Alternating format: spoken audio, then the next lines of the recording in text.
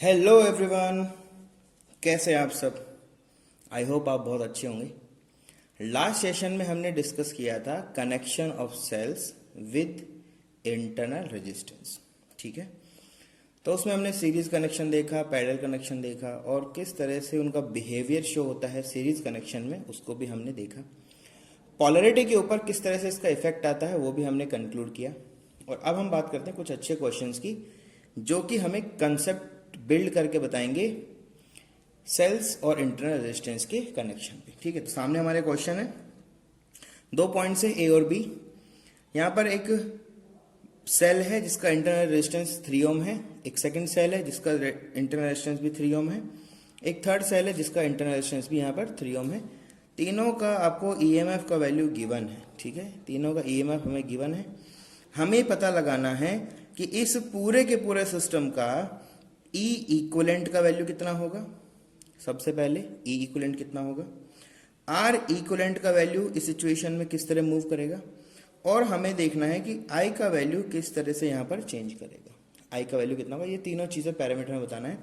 यहाँ पर 2 क्वेश्चन है, यहाँ फर्स्ट क्वेश्चन एक सेकंड क्वेश्चन सेम है, बस इसमें हमने थोड़ा सा क्या चेंज किया है, एक सेल का पोलैरिटी को चेंज कर दिया है। तो उसका, क्योंकि पोलैरिटी के ऊपर काफी सारा यहाँ पर डिपेंडेंसी होता है, तो हमें पता होना चाहिए कि पोलैरिटी के चेंज होने से किस तरह से बिहेवियर चेंज करता है, वो सब हमें पता होना चाहिए। देखें जरा, तो आप अगर देखें तो इस सिचुएशन में हम लोगों को पता है ये पैरेलल कनेक्शन है।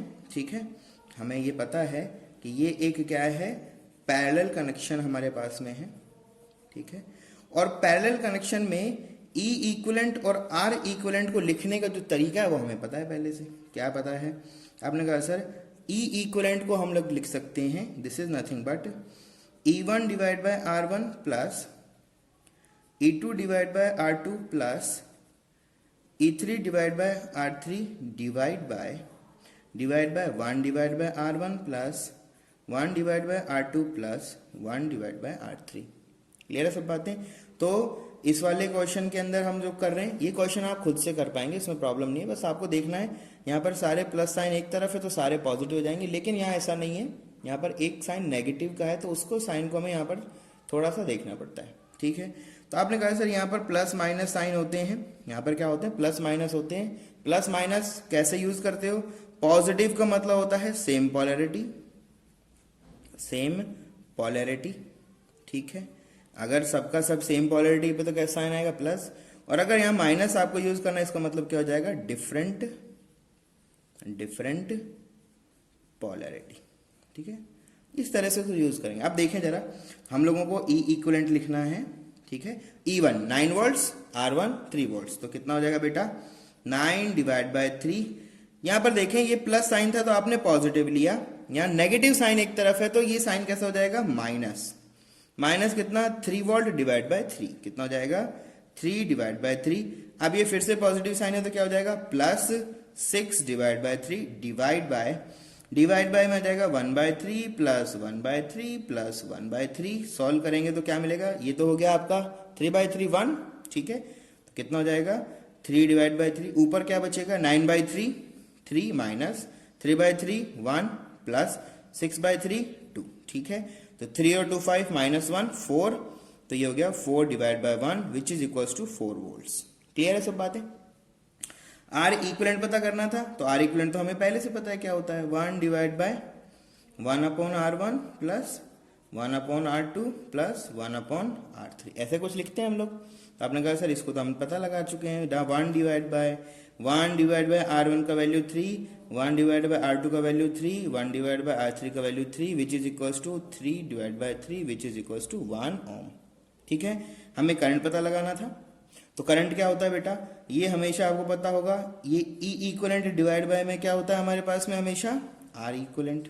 ठीक है, तो आपके पास ई इक्विवेलेंट का वैल्यू कितना है, 4 वोल्ट, आर का वैल्यू कितना है 1, तो आपके पास हो जाएगा 4 divide by 1 which is equal to 4 ampere. कितना हो जाएगा, 4 एम्पियर। यहाँ पर क्या चेंज आएगा, यहाँ पर आप देखेंगे तो ये पॉजिटिव साइन है, पॉजिटिव साइन है, पॉजिटिव साइन है, तो यहाँ पर ये जो साइन माइनस आया सिर्फ ये प्लस हो जाएगा, और उस तरह से पूरे क्वेश्चन को आप लोग सॉल्व कर सकते थे। ये आपको एक मैंने सॉल्व किया, ये आप होमवर्क में आप इसको कर सकते हैं। ठीक है, तो इसमें कोई प्रॉब्लम नहीं होनी चाहिए आपको। ठीक है, चलो नेक्स्ट क्वेश्चन की तरफ मूव करते हैं। एक अच्छा क्वेश्चन सामने आता है इसमें सीरीज और पैरेलल का दो तरह का कनेक्शन हमें पता होना चाहिए, ठीक है। दो तरह का हमारे पास कनेक्शन है और उसके बिहाफ पे हमें सारा का सारा कैलकुलेशन करना है। चलिए देखते हैं कैसे होगा। तो सबसे पहले तो हमें किसको सॉल्व करना पड़ेगा, इस पैरेलल को। सबसे पहले तो हम किसको सॉल्व करेंगे, इस पैरेलल को। तो आपने कहा सर पहले तो आप ये उठाओ और इसको यहां से सॉल्व करके यहां लिख दो, यहां पर इसको क्या कर दें, सॉल्व करें। तो क्या लिखा आपने, आपने लिखा ई डैश इक्वलेंट, क्योंकि पूरा इक्वलेंट तो पूरे का होता है, हमें तो डैश वैल्यू इसका सॉल्व कर रहे हैं हम लोग, ठीक है। ये डैश वैल्यू तो इसका अकेले का सॉल्व करना पड़ेगा। तो आपने कहा सर इसको लिख सकते हैं हम लोग, कैसे लिख सकते हो आप, भाई तरीका तो वही है सब कुछ। तो आपने कहा sir minus sign plus sign, तो थोड़ा सा ध्यान देते हुए करना पड़ेगा, ठीक है। क्या करना पड़ेगा, थोड़ा सा ध्यान देते हुए करना पड़ेगा। तो कैसे करना है आपको वो देखें। पोलैरिटी के हिसाब से पूरा कनेक्शन बनेगा। तो आप देंगे 10 का पोलैरिटी माइनस का है, which is minus 10 divide by R1, तो वैल्यू कितना है 2, प्लस पॉजिटिव साइन इस तरफ है तो क्या हो जाएगा 4 divide by 2 divide by 1 divide by R1 plus 1 divide by R2। Solve करेंगे, फॉर्मूला सीधा लिख दिया है मैंने आपकी बार, ठीक है। फॉर्मूला आप जितनी बार प्रैक्टिस करोगे उतना आपको फायदा मिलता है, तो जैसा भी आप कर सकते हो कोई प्रॉब्लम नहीं है। तो कितना हो गया -5 प्लस ये कितना हो गया 2 डिवाइड बाय हाफ, और हाफ कितना हो गया 1, ठीक है। वैल्यू कितना हो गया मेरे पास में -3 वोल्ट्स। कितना हो गया -3 वोल्ट्स। -3 वोल्ट्स का मतलब है कि इसका जो इक्विवेलेंट बनेगा उसका नेगेटिव साइन इस तरफ ही रहेगा, बस इतना से इस माइनस साइन का मतलब है। तो आपने क्या किया, रीड्रॉ किया अपने सर्किट को। कैसे रीड्रॉ किया, आपने कहा सर 6 वोल्ट 1 ओम। अब इनका इक्विवेलेंट ये है, इनका इक्विवेलेंट -3 है, तो आपने कहा सर माइनस प्लस, और इनका रेजिस्टेंस R इक्विवेलेंट। तो R इक्विवेलेंट तो आप पता लगा सकते हो, इसमें कोई प्रॉब्लम है ही नहीं, ठीक है। कैसे पता लगाएं, तो आपने कहा सर देखो 2 रेजिस्टेंस है हमारे पास और ये रिपीट हो रहे हैं, दोनों क्या हो रहे हैं, रिपीट हो रहे हैं। तो आपने कहा सर R इक्विवेलेंट का वैल्यू तो हो जाएगा 2 divide by 2 which is equal to 1 ohm. Repeat हो गया ना, जितनी बार रिपीट होता है उसका डिवाइड कर देते, तो 2 टाइम्स रिपीट हुआ 1 वैल्यू आ गया। तो आपने कहते हैं ये तो हो गया सर 1 ओम। ये पहले से कितना है 1 ओम, यहां से आ गया, इसका वैल्यू कितना है 6 वोल्ट, और ये वैल्यू हमने निकाला है this is equal to 3 volt. -3 मत लिखना अभी, अभी कितना हो गया 3, क्योंकि ये हमने पोलैरिटी उस हिसाब से यहाँ पर अरेंज कर दिया है। क्लियर है सब बातें, बहुत बढ़िया। तो आपने कहा सर ये तो सीरीज है, और सीरीज के अंदर अगर देखा जाए तो ई इक्विवेलेंट का वैल्यू क्या होता है, सीधा E1। अब यहाँ पर पोलैरिटी सेम होता तो प्लस होता, लेकिन माइनस क्यों है, क्यों यहाँ पर साइन कैसा आएगा, माइनस क्यों आएगा, क्योंकि यहाँ माइनस माइनस को कनेक्ट किया है, तो क्या हो जाएगा E1 माइनस E2। क्यों, डिफरेंट पोलैरिटी। लिख देते हैं इस बात को यहाँ पर, ड्यू टू डिफरेंट पोलैरिटी, ठीक है। डिफरेंट पोलैरिटी है यहाँ पर, माइनस माइनस यहाँ पर इस तरह चल रहा है, तो कनेक्शन माइनस माइनस का नहीं होता, माइनस से प्लस होता है, तो हम ऐड करते चल जाते हैं। यहाँ पर ये दोनों एक दूसरे कैंसिल आउट कर देंगे, सिंपल है। तो आपने कहा सर ई इक्विवेलेंट का वैल्यू तो हो गया 6 - 3 which is equal to 3 volt, simple. Similar R equivalent क्या हो जाता है R1 प्लस R2, ठीक है। तो कितना हो जाएगा 1 + 1 विच इज इक्वल टू 2 ओम।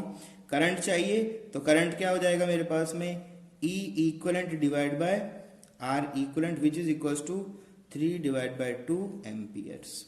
कितना हो जाएगा 3 divide by 2 ampere. This is your answer. Clear सब बातें।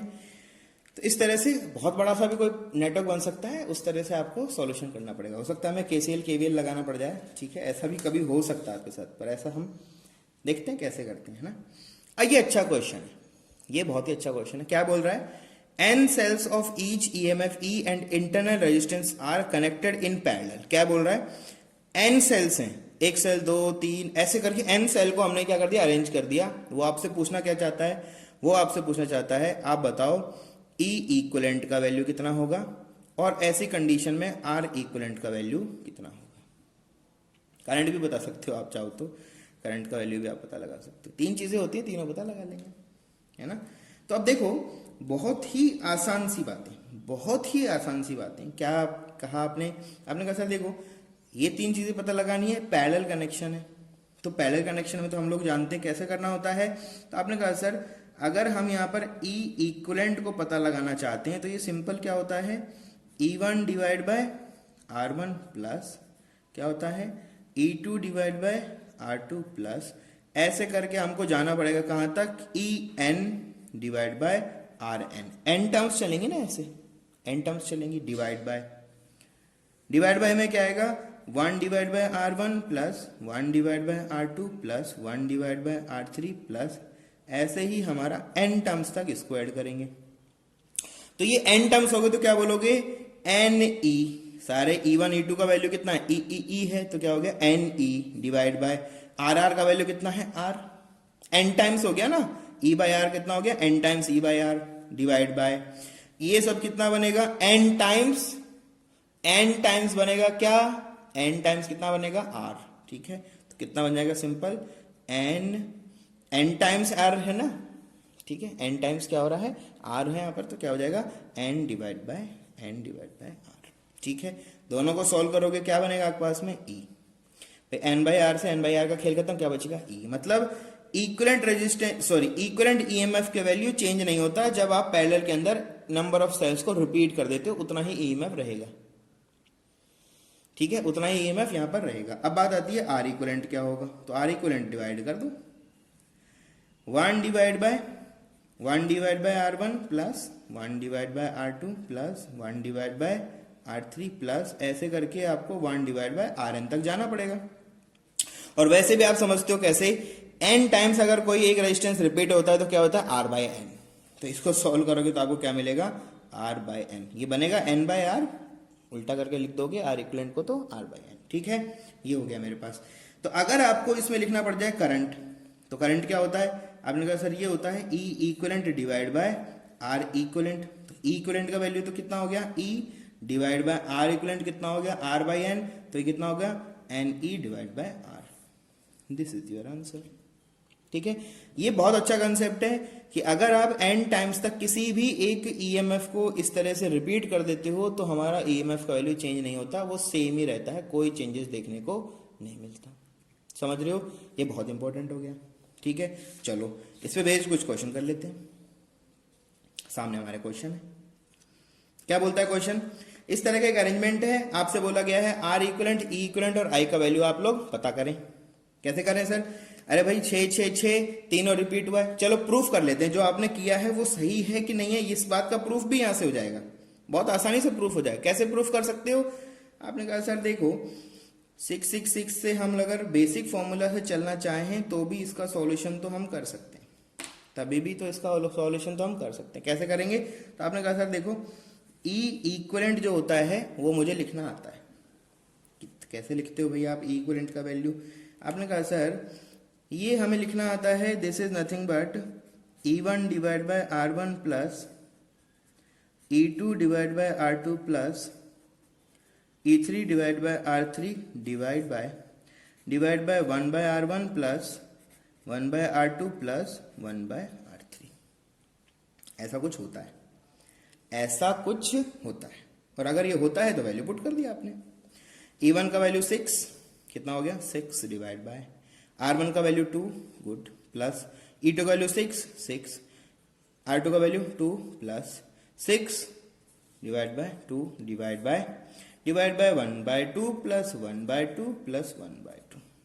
सॉल्व कर लो, सॉल्व करोगे क्या मिलेगा, सॉल्व करोगे तो आपको देखने को मिलेगा 6/2 3 3 3। ठीक है, तो कितना हो गया 3 प्लस 3 प्लस 3, तो देख लिया आपने 3 प्लस 3 प्लस 3 डिवाइड बाय ये कितना है बेटा 3/2, कितना हो गया ये 3/2। ठीक है, थोड़ा सा सॉल्व करो आगे, तो क्या मिलेगा आपको E equivalent is equals to 3 plus 3 plus 3 9/3 और 2 ऊपर आ जाएगा, तो कितना हो जाएगा 9 मल्टीप्लाई बाय 2 डिवाइड बाय 3, तो कितना हो गया 3 से 9 3 टाइम्स 3 मल्टीप्लाई बाय 2 6 वोल्ट्स। देख लो यार 6 रिपीट हुआ था, आ गया 6, वापस कितना आ गया 6 आ गया। वो भी तो यही कहता था कि n टाइम्स अगर रिपीट करते हो तो वैल्यू चेंज नहीं होती है, वही आ गया। चलो प्रूफ हो गया, सही बात है बिल्कुल। R इक्विवेलेंट का वैल्यू n टाइम्स 2 रिपीट हुआ है तो क्या कर दोगे 2 डिवाइड बाय 3 ओम। 2 n बार कितनी बार रिपीट है 3 टाइम्स, तो 2/3 ओम। आपको उसी सिचुएशन में करंट का वैल्यू चाहिए, तो करंट क्या होता है E इक्विवेलेंट डिवाइड बाय में R इक्विवेलेंट, तो E का वैल्यू कितना हो गया बेटा 6 वोल्ट डिवाइड बाय में ये कितना हो जाएगा 2 डिवाइड बाय 3 ओम। ठीक है, तो करो 3 मल्टीप्लाई बाय 6 डिवाइड बाय 2, तो ये कितना हो गया, 3 3 जा 9 एम्पियर। ठीक है, 3 3 जा कितना हो गया, 9 एम्पियर्स। तो इस तरह से आप लोग क्वेश्चन को सोल्व करते रहोगे तो इस तरह से काम चलता रहेगा। ठीक है, तो हमने प्रूफ भी कर लिया कि n टाइम्स अगर रिपीट करते हैं तो आंसर यही आता है। तो अब n करोगे तो n में भी इतना ही आएगा वैल्यू, तो कोई चेंज तो नहीं होगा। चलो, ये बढ़िया क्वेश्चन है, ये आपको लगभग बुक्स में आपको देखने को नहीं मिलेगा। ठीक है, लगभग बुक्स में आपको देखने को मिलेगा। अच्छी बुक्स जो रहेंगी उसमें आपको देखोगे मिक्स्ड ग्रुपिंग ऑफ सेल, क्या बोलते हैं इसको हम लोग, मिक्स्ड ग्रुपिंग ऑफ सेल। क्या किया गया है वो समझो, ये सब रहने दो, इसको समझो। हमारे पास एक रेजिस्टेंस है जो कि कितना है, R। एक रेजिस्टेंस कितना है, R, जो कि इस कनेक्शन से हमने कनेक्ट किया है। पूरे कनेक्शन से हमने क्या कर दिया, कनेक्ट। कनेक्शन कैसा है, कनेक्शन के अंदर n सेल्स तो इस तरफ हैं, एक रो में कितने सेल्स हैं, n। इस पूरे रो में कितने सेल्स हैं, n, और ऐसी रो कितनी है, ऐसी रो कितनी है, m। ठीक है, तो आप देखोगे तो इस तरफ हम मूव कर रहे हैं तो कितने सेल्स हैं हमारे पास में, तो हमारे पास में है m सेल्स। इस तरफ मूव कर रहे हैं तो हमारे पास कितनी है, n सेल्स। ठीक है, और इन सबका ही EMF का वैल्यू कितना है, E। इन सबका ही EMF का वैल्यू कितना है, E, और इनके इंटरनल रेजिस्टेंस का जो वैल्यू है वो भी कितना है, R। ठीक है, सबका EMF कितना है, E, और इनका सबका जो इंटरनल रेजिस्टेंस है वो भी कितना है, R। ऐसा बोला जा रहा है, ऐसा वो बोलना चाहता है, जिससे कि आप लोग इसको सोल्व करें। ठीक है, ऐसा कुछ क्वेश्चन है। सारे के सारे सेल्स का EMF E है, सबका इंटरनल रेजिस्टेंस R है, n सेल्स इस तरह हमने लगाए पूरे के पूरे रो में, और इस तरह उन रोज का क्या बना दिया, नंबर ऑफ रोज इस तरह से m टाइम्स हमने रिपीट कर दी। तो टोटल सेल्स कितना होगा, ये तो हमें पता लगाना है। तो टोटल सेल्स कितना हो जाएगा, बहुत आसान है, n मल्टीप्लाई बाय m हो जाएगा। n मल्टीप्लाई बाय n हो जाएगा सेल्स का वैल्यू। क्यों सर, n सेल इधर है, m सेल इधर है, मल्टीप्लाई कर दो, एक छोटा मैट्रिक्स ही तो है, छोटा सा मैट्रिक्स। अब क्या करेंगे, इसको सॉल्व करना हमें आता है, इसको भी सॉल्व करना हमें आता है, तो पहले इसको सॉल्व कर लो फिर इसको सॉल्व कर लो। ठीक है, कैसे भी कर लो, जैसा आपका मानो, कोई प्रॉब्लम नहीं है। इसको सॉल्व करो तो क्या मिलेगा, Ne, इक्विवेलेंट रेजिस्टेंस कितना हो जाएगा, Ne, और इक्विवेलेंट रेजिस्टेंस कितना हो जाएगा, Nr, और इक्विवेलेंट EMF कितना हो जाएगा, Ne। ऐसा कुछ होगा, मैं ड्रॉ कर रहा हूं इसको। ठीक है, मैं इसको क्या कर रहा हूं, ड्रॉ कर रहा हूं। जैसे अब ये करना शुरू करोगे तो आपने कहा सर एक रो का जो रेजिस्टेंस है वो इस तरह से बन जाएगा, और उसके नीचे वाली जो रो है उसका भी हमने समेशन कर दिया, वो भी ऐसा कुछ बन गया। और ऐसे कितनी रो बन जाएंगी दोस्त, ऐसे बन जाएंगे हमारे पास में m रो। ठीक है, कितनी रो बनेंगी, m, इस तरह से m रोज हो जाएंगी मेरे पास इस तरह से, ऐसा। ठीक है, और ये सबके साथ में इधर कौन बैठा हुआ है, एक R रेजिस्टेंस। ये A पॉइंट इधर भी कर दो, अभी कोई दिक्कत नहीं, उससे फर्क नहीं पड़ता। ठीक है, हमें तो कंसेप्ट से मतलब है। चलो B ले लो इसको, ये आपका B है। कितना वैल्यू आया, एक को जब सोल्व किया तो कितना वैल्यू आया इसका, Ne, और रेजिस्टेंस का वैल्यू कितना आया आपके पास में, Nr। सिमिलर ये कितना आया, Ne, ये कितना आया, Nr, ये कितना आया आपका Ne, और ये कितना आया Nr, और m सेल्स हैं, ऐसा ऐसा क्या है, m सेल्स है। तो आपने कहा सर देखो अभी सिस्टम कैसा है, पैरेलल। कैसा कनेक्शन है, पैरेलल कनेक्शन है। और पैरेलल कनेक्शन का प्रॉपर्टी हमें पता है क्या है, if n cells are repeated with equal EMF then EMF will remain same, EMF will remain same। तो आपने कहा सर ऐसी सिचुएशन के अंदर इक्वलेंट EMF का वैल्यू भी कितना रहेगा, n मल्टीप्लाई बाय E ही रहेगा। रिपीट कर दोगे कोई फर्क नहीं पड़ता, उतना ही होगा, लेकिन R इक्वलेंट का वैल्यू चेंज होगा। NR रेजिस्टेंस कितनी बार रिपीट हुआ है, m बार। NR रेजिस्टेंस कितनी बार रिपीट हुआ है, m बार। तो ये हो गया आपका इक्विवेलेंट रेजिस्टेंस का वैल्यू। क्लियर है, आपको I चाहिए था, तो I क्या होता है हमेशा, E equivalent divide by R equivalent. ठीक है, E equivalent divide by R equivalent. तो आपने कहा सर इसके साथ में तो एक और R है ना, तो अब आपको निकालना पड़ेगा R इक्वलेंट का वैल्यू। तो कितना हो जाएगा बेटा, NR divide by M plus R। इसको सोल्व करोगे तो NR आएगा, फिर ये इसके साथ सीरीज में जाएगा तो ये इस तरह से इसका ऐड कर जाएगा। तो आपने कहा sir R equivalent is equal to, हम कैपिटल R इक्वलेंट का वैल्यू यहाँ पर पुट करेंगे। ठीक है, तो हमें पता नहीं है, अभी निकाल रहे हैं यहाँ पर। तो कितना हो जाएगा, तो आपने कहा sir N R plus M R divide by M. आपने कहा सर वैल्यूज पुट कर दो।